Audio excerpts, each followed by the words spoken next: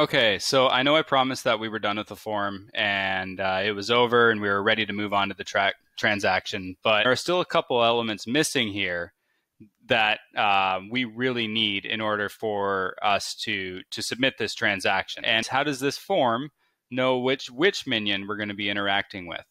The thing about these boosts is you should be able to enable them for any minion in your DAO. Say if your DAO had 5 safe minions, you want your boost to be able to pick and choose which minion you have interact with the staking contract. And currently, it wouldn't be able to do that. In fact, you wouldn't be able to do this at all because the form doesn't know which minion at all to use. And we're just going to make a few simple revisions here. Then we'll finally, I promise, move on to the transaction.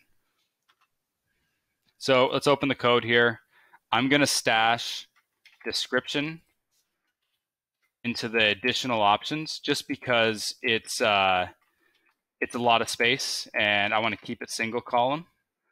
Next is we're going to do our staking token address. There's going to be a more elegant way of dealing with this, and I can show you once we get into custom React elements for our forms. But for now, we're just going to be kind of doing this a simple way for now.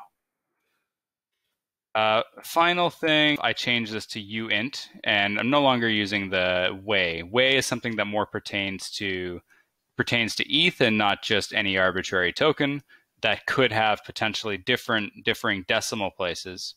So yeah, it's going to be uint. We're going to do uint 256. It's a variable type that it's how much memory it uses. It's something that's very common with a lot of smart contracts and the ABI values that that they generate. So I'm just going to leave that there for now, just to remind me, and then we'll make a better custom token input that can be reused in a bunch of other forms, just to clean it up and make it a little bit more UX friendly later on.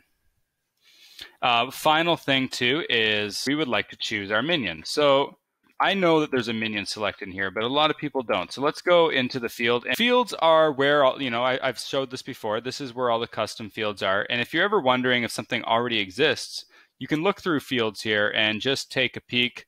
All the ones with different types actually render a different React element.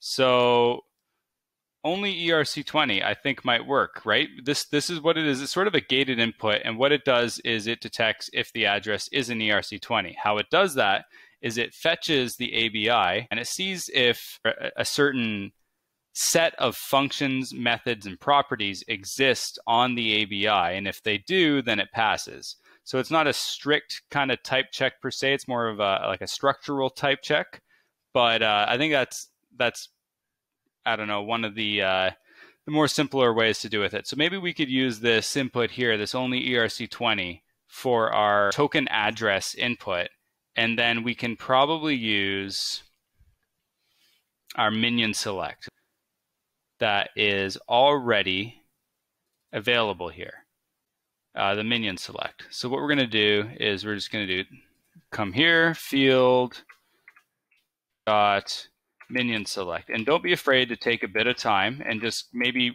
play around with the form builder and see what are some of these forms that are available. It's a lot easier to just have another, just to reuse a form that we've used a bunch of times instead of having to type out your own custom form. And I think that'll make your life a lot easier. I'm going to leave this one is for now instead of using that ERC20 one, just because we are going to be generating the staking token address from the staking address.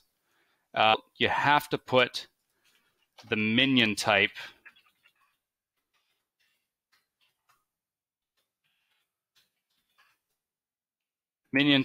dot safe in the form.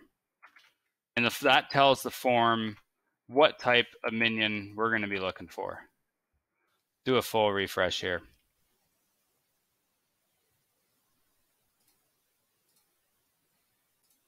That's kind of what we have right now. You have to put, I'll reiterate this to you, you have to put the minion type inside of your form Lego there, so that your form knows what minion type it works in order for your minion select to work. If we just let you select any odd type of minion, then we run into trouble with ABIs matching up and transactions not working. So we got our form here. We have our title, Bonanza Bro, staking address, staking token address, and you know what? This should be required because we need to know which token we're approving. So this will make this required, and then our amount here, which is also required. So we're going to get our name. I think we're figuring out how this required array works.